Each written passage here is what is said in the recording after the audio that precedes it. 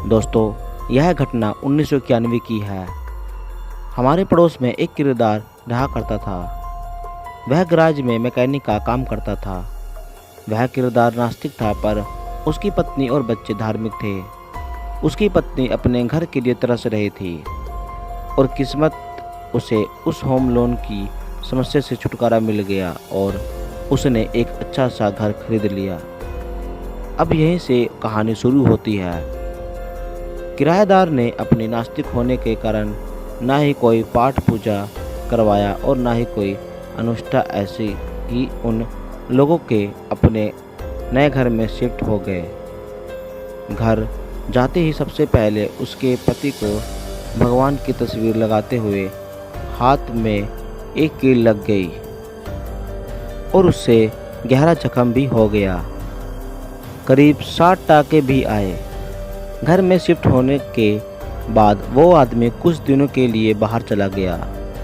जब वह वापस आया तो उसके साथ अजीबोगरीब चीज़ें होने लगी। रात को कभी कभी ऐसा लगता था कि कोई उधर से गुजर रहा है और सीढ़ियाँ चढ़ रहा है, और कभी कभी ऐसा लगता था कि उनके बिस्तर पर उनके बगल में कोई सोया हुआ है। पर जब वह अपनी आँख खोलकर देखता है तो वहाँ कोई नहीं होता है। 2-3 महीने बीत जाते हैं। एक दिन कुछ और हुआ। उनकी तबीयत अचानक बिगड़ गई। उन्हें अस्पताल ले जाया गया, लेकिन सभी रिपोर्ट सामान्य आई। बाद में उन्होंने अपनी पत्नी से कहा कि वह बहुत बेचैन महसूस कर रहे हैं और अपना दिमाग खो रहे हैं। उन्होंने अपनी पत्नी से कहा, मुझे नहीं पता कि मुझे अक्सर रोने का मन क्यों करता है। एक आदमी बिना किसी भी कारण के रोना क्यों चाहेगा, और पता नहीं क्यों मुझे ऐसा लग रहा है कि मैं अनाथ हो गया हूँ और सब मुझे छोड़कर जा रहे हैं। इसे मुझे रोना आता है। उसकी पत्नी ने कहा, तुम किस बारे में बात कर रहे हो? सब कहाँ जा रहे हैं? आप ऐसी बात क्यों कर रहे हो? वक्त निकल गया। धीरे धीरे परिवार के सभी सदस्य उदास और खामोश रहने लगे। एक दिन एक तांत्रिक वहाँ से गुजर रहा था और बच्चे बाहर खेल रहे थे। अचानक वह दरवाजे के पास आकर खड़ा हो गया और बच्चे को कुछ देर देखकर उसे कहा, बच्चे जरा अपनी माँ को तो बुलाना।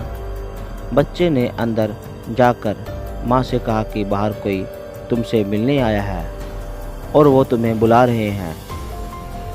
बच्चे की माँ को देखकर तांत्रिक बोला, बेटा अपने बच्चों का ख्याल रखना, इसके साथ कोई अनहोनी होने वाली है। उस बच्चे की माँ ने कहा, क्या कोई अनहोनी होने वाली है? क्या आप उसे रोक नहीं सकते? तांत्रिक बोला, जो होने वाला है वह होकर रहेगा। मैं इसे रोक नहीं सकता, लेकिन जितना जल्दी हो सके इस घर को छोड़ दो या घर पर गायत्री मंत्र और दुर्गा सप्तशती के 9 दिनों तक जाप करें, अन्यथा आपको यहाँ पर शांति नहीं मिलेगी और आपके साथ कुछ भी बुरा हो सकता है। यह कहकर वह तांत्रिक वहाँ से चला गया। थोड़ी देर बाद बच्चे की माँ ने उसे किराने की दुकान से कुछ लाने के लिए भेजा। वह दुकान जो सड़क के उस पार थी, इसलिए जब बच्चा सामान लेकर वापस आ रहा था तो उसका किसी स्कूटर से एक्सीडेंट हो गया। उस बच्चे की किस्मत अच्छी थी कि उसको सिर्फ 60 टाँके ही लगे थे। जब से वह तांत्रिक कह कर गया था, तब से सारे घर में डर फैल गया था। जब भी उसकी पत्नी घर में पूजा पाठ का नाम लेती तो उसका पति उसको इसके लिए मना कर देती कि उसकी पत्नी की स्थिति एक तरफ कुएं और दूसरी तरफ खाई जैसे थी।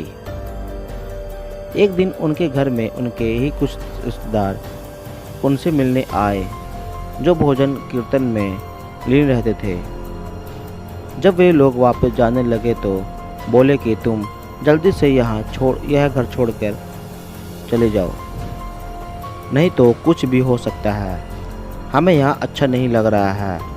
फिर कई लोगों ने सलाह मशवरा करने के बाद वह उस घर को छोड़कर चले गए। फिर कुछ महीने बाद उसकी पत्नी एक जवान लड़की से बात कर रही थी।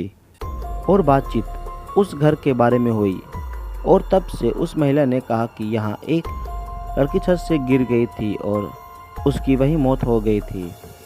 जब वहाँ एक और भी परिवार रहने आया तो एक दिन शॉर्ट सर्किट से घर में आग लग गई और वहाँ घर में रहने वाले 7 लोगों की एक साथ ही मौत हो गई थी। यह घटना उस घड़ी महिला के विवाह के समय की है।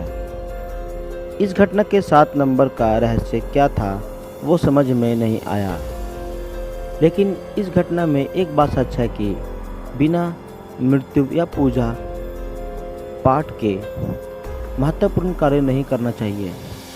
चाचा के हाथ में 7 टाँके लगे, बच्चे के हाथ में भी 7 टाँके लगे और 7 लोगों की एक साथ ही मौत हुई। इस 7 नंबर का रहस्य कभी नहीं सुलझा। दोस्तों, आपको यह वीडियो अच्छी लगी तो हमारे वीडियो को लाइक करके चैनल को सब्सक्राइब कर दें। धन्यवाद।